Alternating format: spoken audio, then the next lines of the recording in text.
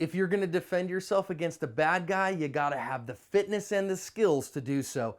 Hi everyone, this is John with today's active self-protection lesson.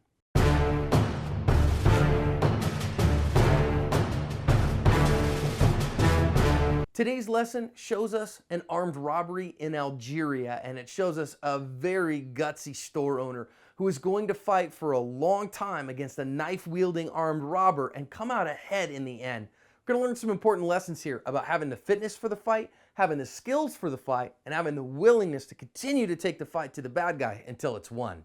This perp just runs and attacks our store owner, and you can see right here that the attacker has a very long knife, and I've sped most of this up because it's actually about a 5.5 minute fight. What an incredible need for stamina here and for physical fitness and the ability to defend yourself.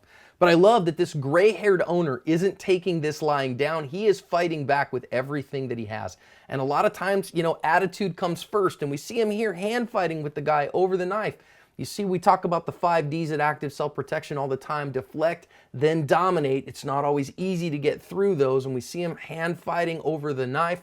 And man, I think having an attitude is really important here, because we see the bad guy gets him in a headlock, and you've got to be able to fight in those spaces. You got to be able to fight in those dimensional stages of action and know how to fight from the clinch as well. We see the good guy here actually gets a hold of the knife, but one of the things that we're going to see is he's not able to use it because the bad guy gets a vote in that as well, especially from a clinch fighting position, that he's not able to get it away from him. Now here I'm going to say that the good guy has a hold of the knife completely. The bad guy has a hold of his neck, but it doesn't look to me like the good guy knows how to use the knife. That's why I tell you to get trained in the use of all kinds of force implements, because we see him here try to whack the guy with it. He doesn't have an ability to use it against the arm that's holding him there, and so he doesn't. But he does have a great heart and a willingness to continue to fight. And that is the most important step in active self-protection, deciding you will not be a victim.